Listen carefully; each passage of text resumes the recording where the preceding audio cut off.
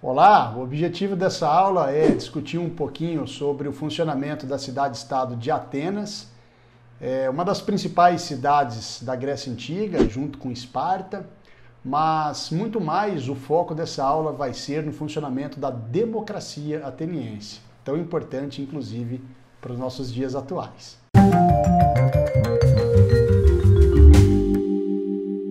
De todas as cidades gregas, duas delas se destacam bastante. A cidade-estado de Esparta, que se dedicou bastante ao militarismo, inclusive já tem uma aula gravada sobre os espartanos, só você acessar o card aqui em cima que você vai direto para essa aula.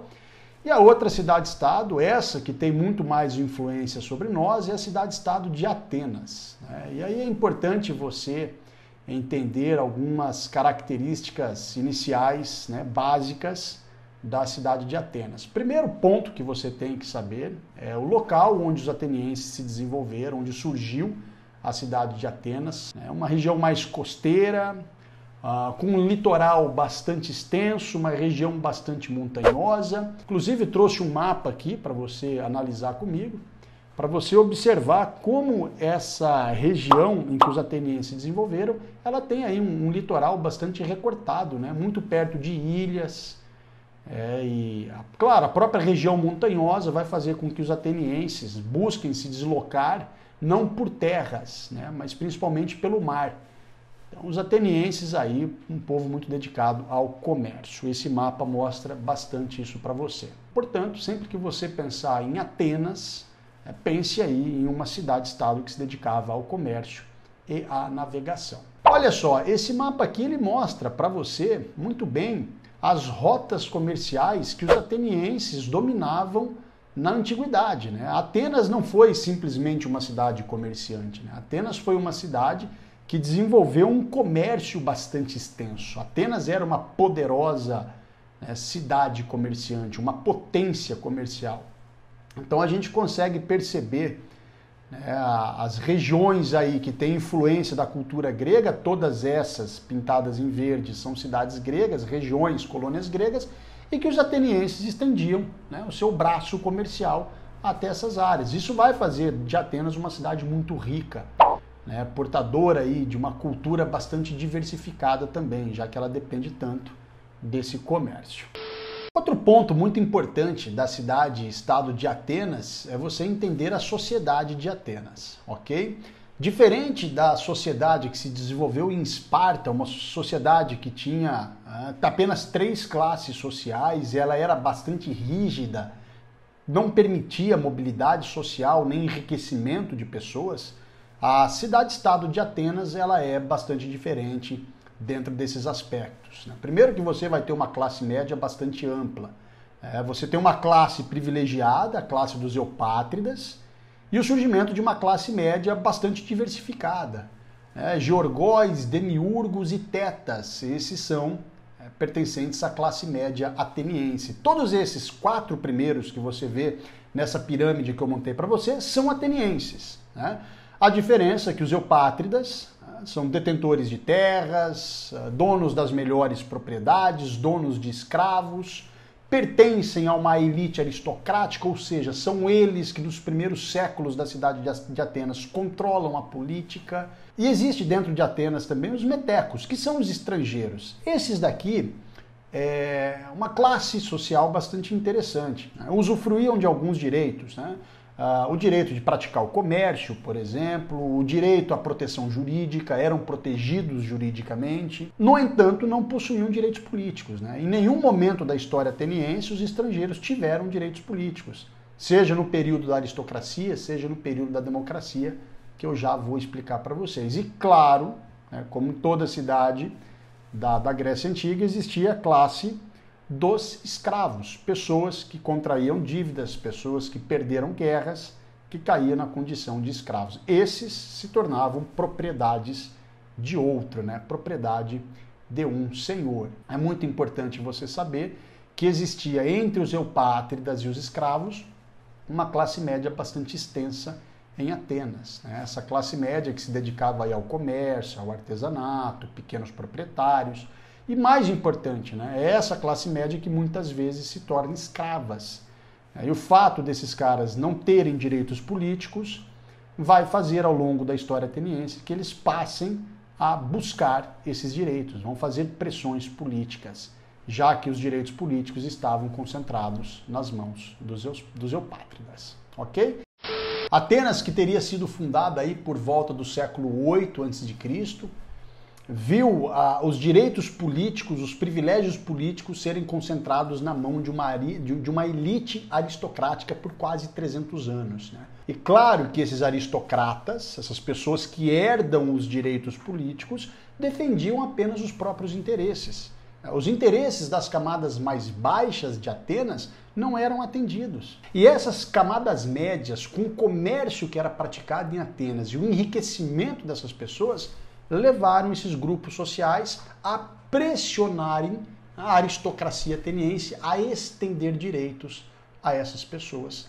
A primeira grande mudança nesse sentido, em estender direitos políticos, foi a criação da figura dos legisladores gregos, que é o caso do Drácon e do Solon. Drácon, que ficou conhecido por leis extremamente severas, né? Ele primeiro transforma todas as leis orais que existiam em Atenas em leis escritas. Segundo, ele cria uma legislação, um conjunto de leis completamente autoritárias, e essas camadas médias, não satisfeitas com as mudanças políticas propostas por Drácon, continuaram fazendo suas pressões, manifestações, greves, motins, revoltas, enfim, tudo isso que nós sabemos, né, que a população faz quando ela não tem os seus interesses atendidos. Outro legislador importante para a Grécia Antiga é a figura de Solon. Esse cara já transformou um pouco a sociedade ateniense, principalmente quando ele estabelece uma lei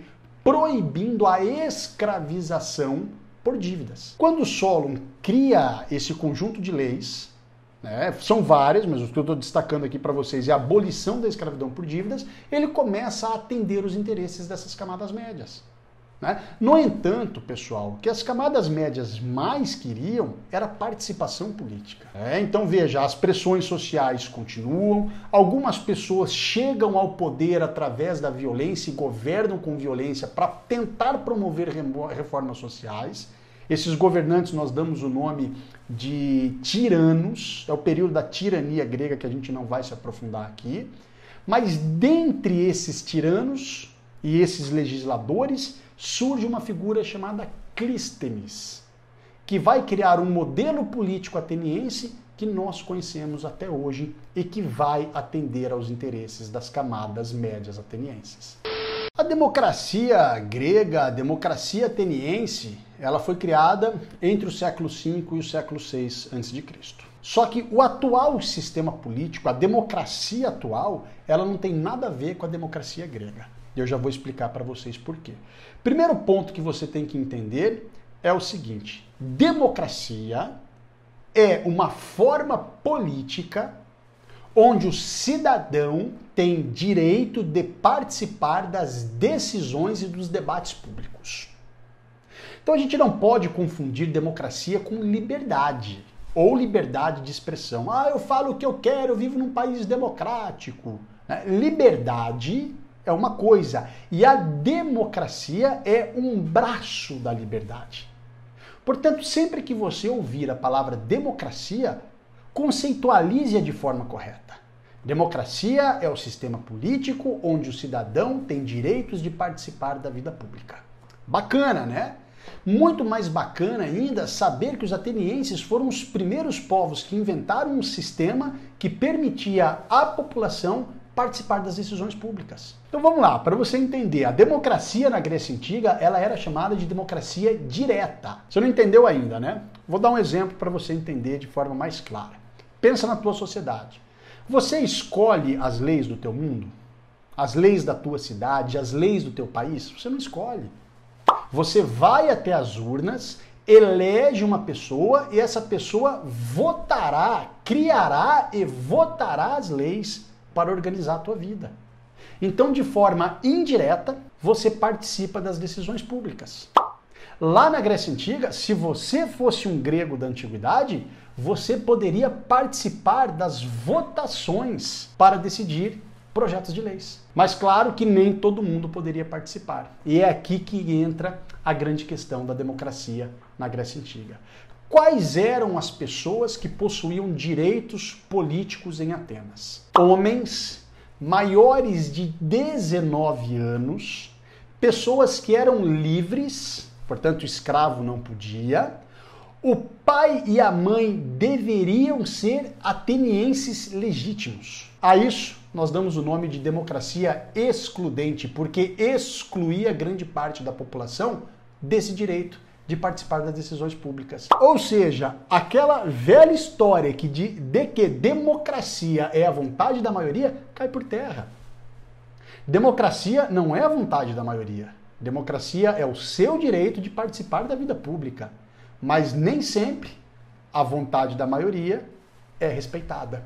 Em Atenas, nós estamos falando de 20% da população ateniense. Apenas 20% decidia. Claro que a coisa era bem organizada, senão ia virar uma bagunça sem fim. A gente está falando de uma cidade que tem algo em torno de 200 mil pessoas. Atenas, da antiguidade, algo em torno de 200 mil pessoas. Imagina todo mundo, 20%, né? Ou seja, 40 mil pessoas se reunindo para decidir a coisa. É lógico que não ia funcionar, né? Trouxe aqui para vocês alguns órgãos da democracia ateniense para que a gente possa organizar isso na sua cabeça direitinho, certo? O Clístenes, que é o cara que criou a democracia, ele falou o seguinte: vamos dividir Atenas em 10 regiões, que ele chamou de demos, ok? Como se fossem 10 bairros, tá? Cada bairro tem o direito, ou dever, de eleger 50 cidadãos. Esses 500 membros, 50 de cada bairro, de cada demo de Atenas, formava esse órgão chamado de bulé, ou o Conselho dos 500. Qual era a função da bulé?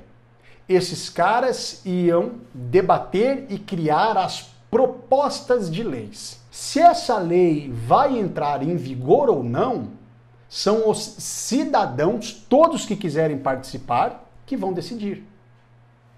E a essa decisão cabia um órgão chamado de eclésia. Então a eclésia não criava a lei. Ela apenas debatia a proposta que a bulé havia criado. Olha que coisa interessante e bem organizada. Como é que se elegia os membros da bulé? Por sorteio. Portanto, todos os cidadãos de cada demo poderia ser sorteado 2 vezes na vida. A eclésia, todos que quisessem participar. Obviamente que nem todos iam, mas todos os cidadãos gregos que quisessem participar da eclésia, que é essa assembleia para decidir as leis, participavam. E eles passavam a tarde toda discutindo as leis que a bulé havia criado. No final da tarde, aquelas leis que foram decididas passavam a valer em Atenas. Todos os cidadãos tinham o mesmo direito. Coloquei aqui para vocês, turma, o nome chamado Ágora, né? Era a praça onde aconteciam os debates, a praça pública onde as pessoas se reuniam, certo? Se algum cidadão de Atenas começasse a ameaçar a democracia, representava uma ameaça, ou por corrupção, ou querendo tomar o poder, como aconteceu em algumas vezes, essa pessoa sofria um processo chamado de ostracismo, ou seja, ele era expulso da cidade de Atenas por 10 anos. Em Atenas, cidadão era aquele que tinha direito político. Então a mulher não era cidadão, o estrangeiro não era cidadão. Então hoje não. Hoje todas as pessoas, desde quando nascem, são considerados cidadãos. E ao longo do tempo vão conquistando os seus direitos. Ao ponto que aos 21 anos de idade, todos os direitos de uma pessoa é concedido. Todos os direitos da sociedade é concedido a essa pessoa. Por fim, outro assunto bastante importante aí quando se estuda a sociedade ateniense é você entender um pouquinho sobre a educação em Atenas, né? As mulheres, claro, como quase em todas as cidades-estados da Grécia, eram excluídas do direito à educação, portanto, ficavam até o casamento com a mãe, aprendendo os serviços domésticos, tecelagem, cozinhar, enfim, servir o marido e educar os filhos, formar bons cidadãos, um caráter machista aí dos atenienses. Já os meninos frequentavam a escola, eram acompanhados por um pedagogo, aquele que ensinava a criança não só, né, aspectos cognitivos, mas também muitos aspectos da vida cultural ateniense. Então, a criança na escola ateniense, que é uma escola muito diferente desse modelo escolar que nós temos hoje, a criança aprendia música, aprendia teatro, aprendia oratória, que é a arte de falar muito bem, afinal de contas ele teria que defender seus pontos de vistas dentro da eclésia, nos debates públicos, né? Aprendia a recitar poemas, enfim, né? Tanto aspectos cognitivos quanto aspectos culturais eram ensinados. E também se desenvolvia a parte física, né, dentro das escolas, não era só a parte cognitiva dessas crianças. Portanto, uma educação que visava a formação dos cidadãos de Atenas, excluindo as mulheres, ensinando aos homens política, filosofia e também um pouco de militarismo. Certo? Essa foi a aula sobre Atenas da Antiguidade. Se você ainda não é inscrito no meu canal, se inscreve aí. Se tem alguma pergunta, alguma crítica, por favor, deixe nos comentários. Vou ficar muito feliz. Um beijo, tchau, tchau, até a próxima aula.